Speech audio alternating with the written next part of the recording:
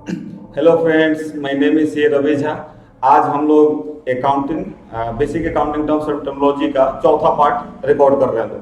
तो आज हम लोग प्रॉफिट गेन लॉस इन सब के टॉपिक के ऊपर डिस्कशन करेंगे लोग। तो फर्स्ट टॉपिक हम लोग का प्रॉफिट। तो एक बिजनेस में प्रॉफिट होता क्या है? तो it is a general term for excess of revenue over related cost. मतलब एक बिजनेस में है, सपोज दैट ₹10 लाख का रेवेन्यू जनरेट हुआ। रेवेन्यू इन द सेंस जो सेल हुआ, जो हमने बिजनेस में, जैसे कि एक प्रॉपर्टी डीलर जो प्रॉपर्टी सेल किया तो क्या हुआ, उसके लिए रेवेन्यू हुआ।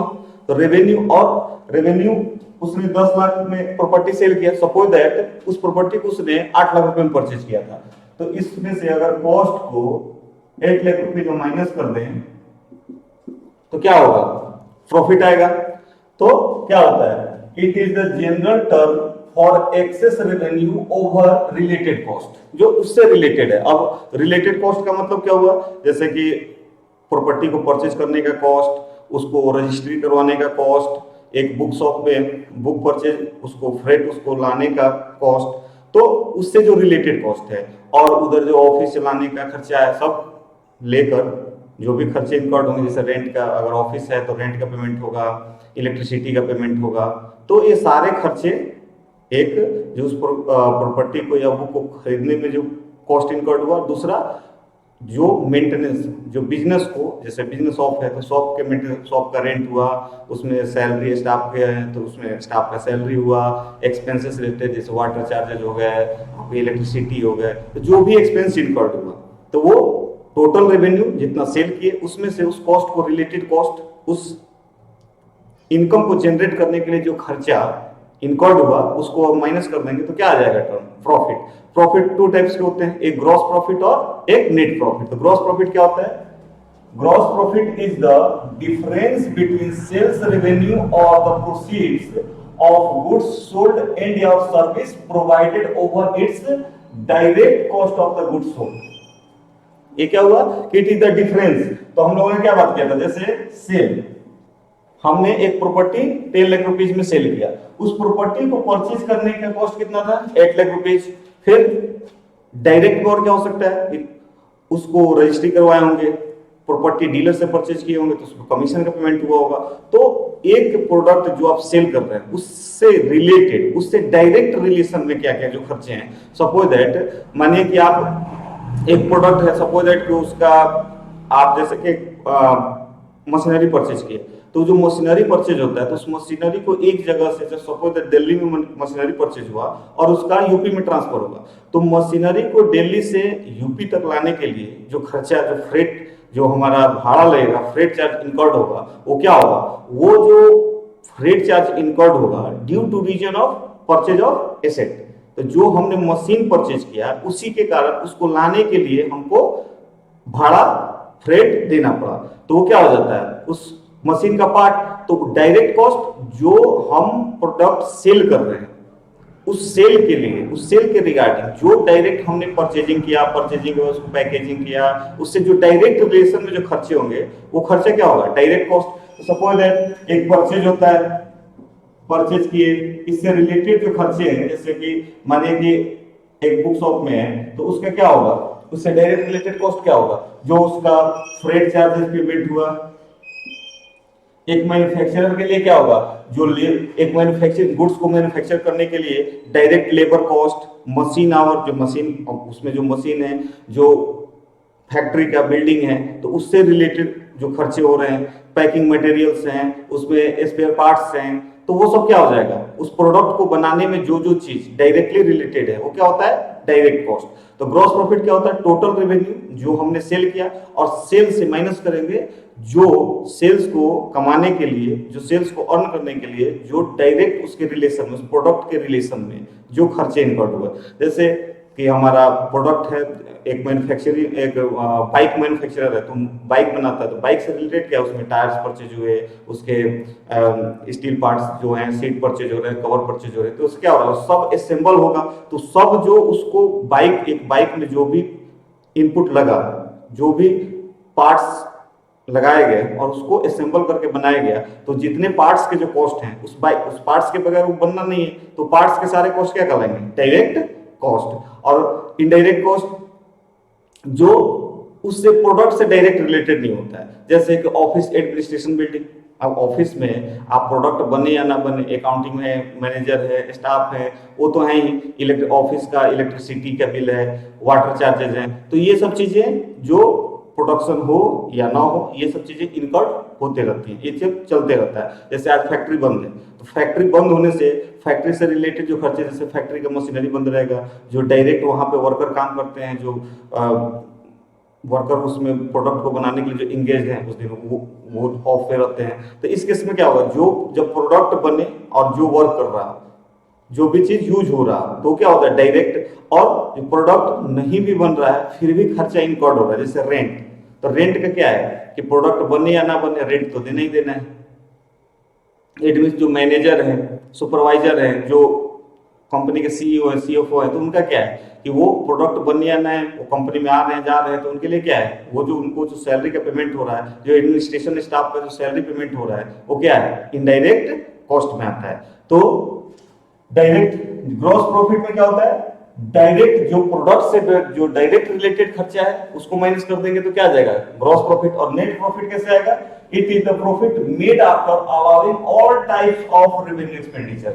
इसमें जो प्रोडक्ट से रिलेटेड है या नहीं रिलेटेड, जैसे कि business promotion, staff welfare expenses, आप एडवर्टाइजमेंट कर रहे हैं, तो वो जो भी चीजें हैं, नॉर्मल खर्चा, रेंट का पेमेंट हो रहा है, इलेक्ट्रिसिटी आप डोनेशन दे रहे हैं, तो ये सब खर्चे क्या है, प्रोडक्ट से डायरेक्ट रिलेटेड नहीं है, ये प्रोडक्ट के अलावा है, इनडायरेक्ट कॉस्ट है, ये होगा भी नहीं भी होगा।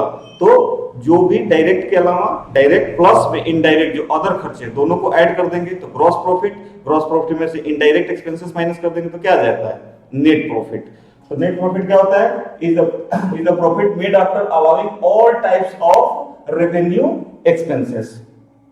अब नेक्स्ट टर्म हम लोग का गेन। गेन क्या होता है, तो usually this term is used for profit of an irregular nature.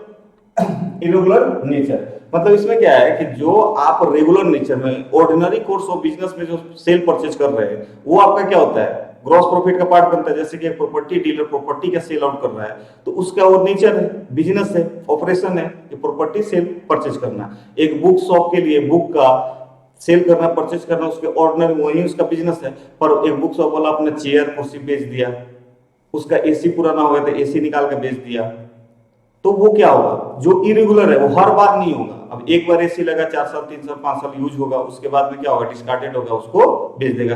Computer है उसके पास, सिस्टम है, फर्नीचर पुराने हो गए तो उसको निकाल के वो बेच रहा है। तो वैसे इरेगुलर वो हमेशा नहीं होता है, जनरल बेसिस पे नहीं होता है, कभी कभार वैसे होते हैं। तो क्या कहलाता है, गेन। और एक तो ये हुआ जैसे कि कैपिटल गेन। अब कैपिटल गेन में क्या, एक दूसरा होता है कि जिसको कमाने में आपका एफर्ट, जैसे एक प्रॉपर्टी है, प्रॉपर्टी का रेट, आपने प्रॉपर्टी खरीद के छोड़ दिया, 2 4 साल 5 साल बाद उसका रेट जितना परचेज किया, जैसे आपने 1 लाख में प्रॉपर्टी परचेज किया और वो प्रॉपर्टी 5 साल बाद 1.5 लाख की होगी, तो उसमें आपका कोई एफर्ट नहीं था, ऑटोमेटिक है, पॉपुलेशन बढ़ेगा, एरिया का, लोकालिटी का, जिस लोकालिटी में आपका प्रॉपर्टी है उसका ग्रोथ होगा, तो ऑटोमेटिक क्या है कि उसका लैंड का वैल्यूएशन इंक्रीज करेगा।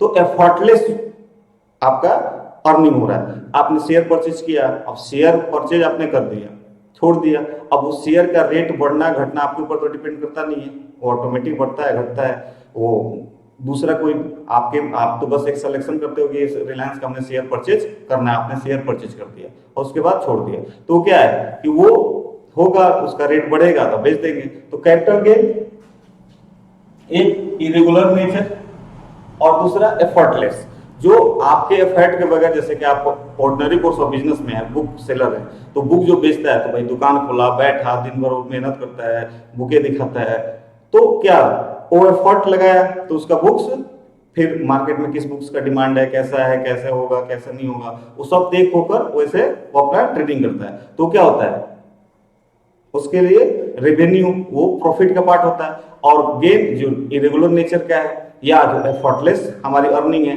वो सब क्या आते हैं, वो गेन के डेफिनेशन में फॉल करते हैं। जैसे कि cost of machine ₹1 lakh, 1 lakh का एक मशीन था, इसको आप 1,25,000 में बेच दिया गया, तो इसमें क्या हुआ, ये अगर यही मशीन का कोई मैन्युफैक्चरिंग कर रहा होता, इसमें ऑर्डिनरी कोर्स ऑफ बिजनेस में ट्रेड कर रहा होता, तो वो सेल परचेज कर रहा होता तो क्या कहलाता है, वो हर बार बेचता खरीदता, तो उसके लिए क्या था ये प्रॉफिट। पर जिसका ये लाइन ऑफ बिजनेस है, एसी का बनाने वाले मैन्युफैक्चरर के लिए एसी का सेल परचेज क्या ऑर्डिनरी कोर्स ऑफ बिजनेस है, उसके लिए वो क्या प्रॉफिट है। पर वहीं जो एक कपड़े का दुकान वाले ने अपने दुकान में एसी लगा रखा, तो वो एसी को अगर निकाल कर बेच देता है तो वो क्या है, वो एसी को खरीदना बेचना उसका काम नहीं, उसका काम क्या है, कपड़े खरीदना और बेचना। तो वो एसी जो बेचेगा या तो खराब होगा या पुराना हो गया होगा, कुछ रीजन होगा, तो वो एसी को बेचेगा, तो वो क्या होगा, इरेगुलर नेचर का है, और वो क्या कहलाएगा, उस पर जो प्रॉफिट आएगा वो क्या कहलाएगा, गेन। तो अब हम लोग नेक्स्ट टॉपिक अपने लॉस के बारे में पढ़ते हैं।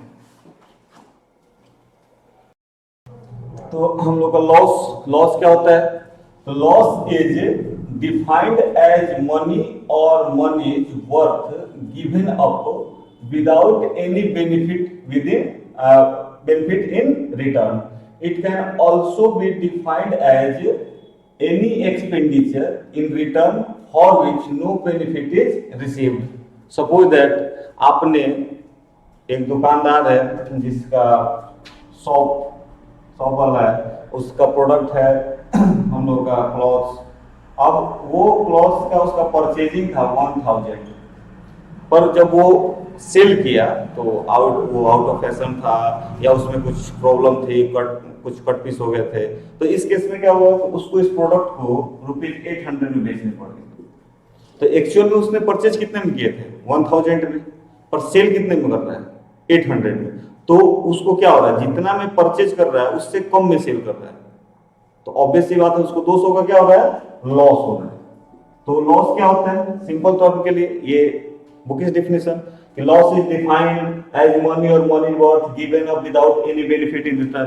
सही सी बात है कि हमने 1,000 रुपए में परचेज किया और उसको 800 में ही बेच दिया, तो उसमें प्रॉफिट तो दूर, हमारा अपना टोटल जो कॉस्ट लगा था उसको परचेज करने में वो भी हम रिकवर नहीं कर पाए, तो क्या होता है, लॉस होता है। स्वाभाविक सी बात है, नेचुरल है कि जिस रेट पे जो भी कमोडिटी आपने एक्वायर किया, सपोज दैट आप किसी प्रोडक्शन कर कोई मैन्युफैक्चरर है, कोई भी प्रोडक्ट प्रोड्यूस कर रहा है, उसके मार्केटिंग में खर्चे कर रहा है, नंबर ऑफ सेल्स पर्सन रखा है, उनको सैलरी दे रहा है, पर जितना उसका खर्चा हो रहा है उस रेशियो में उसका सेल नहीं हो रहा है, तो वो क्या कर रहा है कि any expenditure defined, it can also be defined as any expenditure in return for which no benefit is received.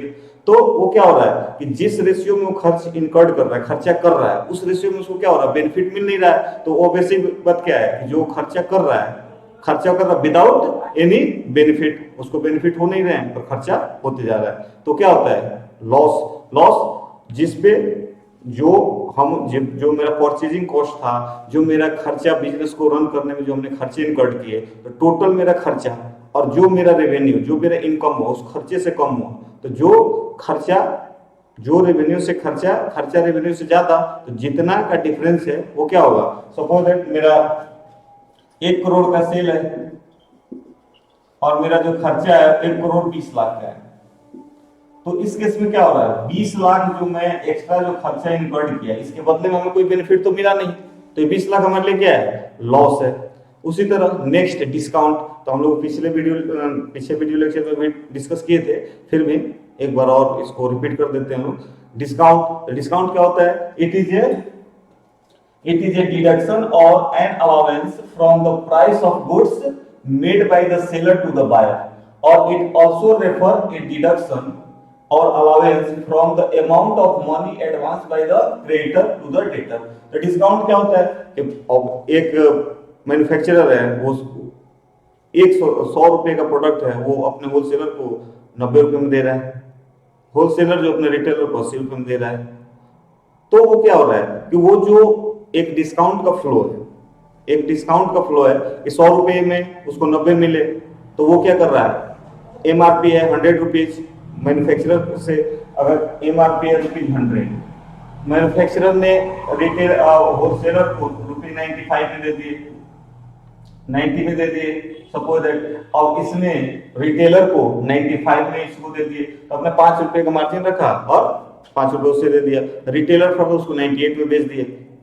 तो डिस्काउंट क्या होता है? इट इज ए डिडक्शन और allowance from the price of goods made by the seller to the buyer, और it also जैसे creditor debtor को, जो लेनदार है देनदार को, अब एक बिजनेस है उसको डेटर से पैसा लेना है, तो डेटर क्या होता है? जिसको उधार में उसने माल बेच रखे हैं, तो उससे पैसा रिकवरी के लिए जो प्रॉम्प्ट पेमेंट करते हैं, हमारा ब्लॉकेज ऑफ फंड है, जैसे 10 लाख का उसने माल बेच दिया पर पैसा दे ही नहीं रहा, तो उसको क्या करता है? इंड्यूस करने के लिए बोलता है कि चलो भाई कि अभी अब पेमेंट कर दो, तो उसको तुमको हम 10,000 20,000 1% 2% 4% तुम्हें मैं डिस्काउंट कर दूंगा। तो इससे क्या होता है? इस लालच में भी पेमेंट उसका रिसीव हो जाता है, उसका जो ब्लॉकेज ऑफ फंड है वो उससे निकल बाहर आ जाता है। अब आपने प्रोडक्ट परचेज किया, बनाया, उसको सोल्ड आउट कर दिया, अब आपका पैसा रिकवरी नहीं हो रहा था, आपका पैसा फंसा पड़ा है, तो आप दूसरा फर्दर काम नहीं कर पाते हैं। तो पैसा रिकवरी के लिए भी क्या होता है?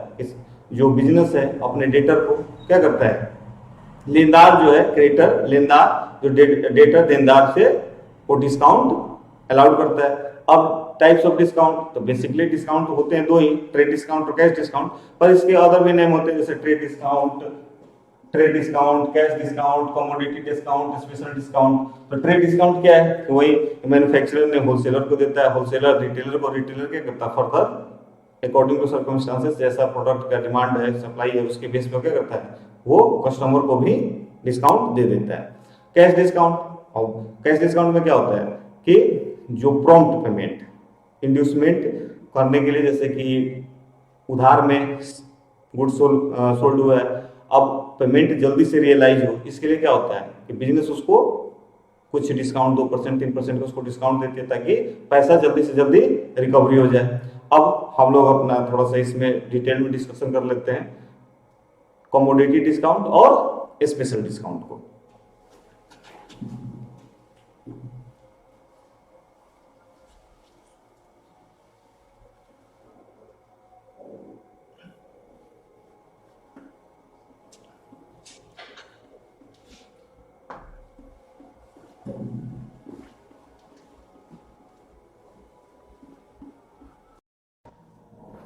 तो कमोडिटी डिस्काउंट, अब बहुत सारे जैसे मेजर डिस्काउंट जो होते हैं ट्रेड डिस्काउंट और कैश डिस्काउंट, और बहुत सारे जैसे कि wholesale discount, commodity discount, special discount, तो नेम उसके अदर अदर जैसे जैसे होते हैं तो उसमें बहुत सारे नाम आते हैं। मेजरली जो होता है ट्रेड डिस्काउंट जाना जाता है, कैश डिस्काउंट जाना जाता है, कमोडिटी डिस्काउंट और स्पेशल डिस्काउंट। तो हम लोगों ने ट्रेड डिस्काउंट डिस्कशन किया। ट्रेड डिस्काउंट किस पे होता है? लिस्ट प्राइस पे दिया जाता है, और ट्रेड डिस्काउंट का बुक में स्पेशल एंट्री कुछ नहीं होता है, वो बिल में ही माइनस कर दिया जाता है। और कैश डिस्काउंट क्या होता है? और वैसी सी बात है, सेल हुआ और पैसा रिसीव करने के लिए डिस्काउंट दिया जाता है। तो क्या होता है? 10,000 का हमने सेल किया, ₹10,000 का हमने सेल किया, तो हमारा एंट्री क्या हुआ होगा? डेटर जिसको हमने सेल किया, debtor account debit 10,000 to sales, ये हमारी एंट्री हुई होगी। अब जब हम डिस्काउंट देंगे डेटर को, यानी कि डिस्काउंट का मतलब क्या हुआ? वो 10,000 डाल देगा, हमें 9,000 रुपीज दिया, तो एक 1,000 जो कम दिया तो उसको क्या बोलते हैं? हम लोग डिस्काउंट अकाउंट में ट्रांसफर कर देते हैं, और हमारे लिए क्या हुआ? खर्चा हो जाता है। तो कैश डिस्काउंट क्यों दिया जाता है? प्रॉम्प्ट पेमेंट के लिए, जल्दी से जल्दी पैसा रियलाइज हो, इसके लिए कैश डिस्काउंट होता है। अब कमोडिटी डिस्काउंट क्या होता है? तो instead of allowing a reduction in price, instead of allowing a reduction in price मतलब जो प्रोडक्ट का प्राइस है, प्रोडक्ट का प्राइस ₹100 है, तो इस प्राइस को कम करने के बजाय, instead of allowing a reduction in price, some seller और प्रोड्यूसर में give more goods than the quantity charge for such discount is called commodity discount. जैसे कोलगेट कंपनी है, उसका 70 ग्राम का कोलगेट है, उस पर प्रोडक्ट पे लिखा होता है 21 ग्राम फ्री, तो वहां पे क्या हुआ कि प्राइस ना घटा के आपको एडिशनल क्वांटिटी दे दिया। जैसे आप शॉपिंग मॉल में जाते हो, वहां पे लिखा होता है 2 पर 2 बाय 2 गेट 2, तो उसमें क्या होता है कि आपको प्राइस सेम रहा, पर उसके बदले में क्या हुआ कि आपको एडिशनल क्वांटिटी मिल जाती है। कमोडिटी डिस्काउंट क्या मतलब? जिसमें प्राइस में आपका रिडक्शन ना मिलके एक्स्ट्रा आपको क्वांटिटी, जो भी आप गुड्स परचेज कर रहे हैं उसका एक्स्ट्रा आपको रिसेल, जैसे आपने कोलगेट परचेज किया उसमें एडिशनल, आपने फेस वॉश परचेज किया उसमें भी लिखा होता है कि 20 ग्राम 30 ग्राम एडिशनल, उसी तरह आप शॉपिंग मॉल में कपड़ा परचेज करने जा रहे हो तो एक पे एक फ्री, 1 बाय 1 गेट 1। तो इस टाइप का प्राइस कम ना करके क्वांटिटी एक्स्ट्रा दे दी जाती है, तो क्या कहलाता है, कमोडिटी डिस्काउंट। अब स्पेशल डिस्काउंट क्या होता है, sometimes seller allow a special reduction in price to the customers. Such a special reduction is price, such a special reduction in price is known as special discount. अब suppose that किसी का, ये क्या हर किसी के लिए होता नहीं, जैसे सपोज दैट किसी को हमने अच्छा खासा 10 लाख का मटेरियल सेल कर दिया, पर हमें उम्मीद है ये इससे रिकवरी पॉसिबल नहीं है, ये दिवाली इंसॉल्वेंट हो सकता है या भाग सकता है। तो इस केस में इसको स्पेशल होता है कि भाई ऐसा करो कि तुम 20% यानी 2 लाख रुपए का हम तुमको डिस्काउंट देते हैं, तुम जस्ट मुझे 8 लाख रुपए ही दे दो। तो ये हमेशा नहीं होता है, या कोई करीबी कस्टमर आ जाता है तो उसके लिए कुछ कॉस्ट टू कॉस्ट मार्केटिंग, जैसे कि एक प्रोडक्ट है उसका परचेज कॉस्ट है 1000 और उसको जो सेलर है उसको बेच रहा है 1500 में, तो बाकियों के लिए, अदर के लिए वो 10% का डिस्काउंट दे देता है। आप करीबी लोग जाएं तो उनको 30% का डिस्काउंट दे दिया।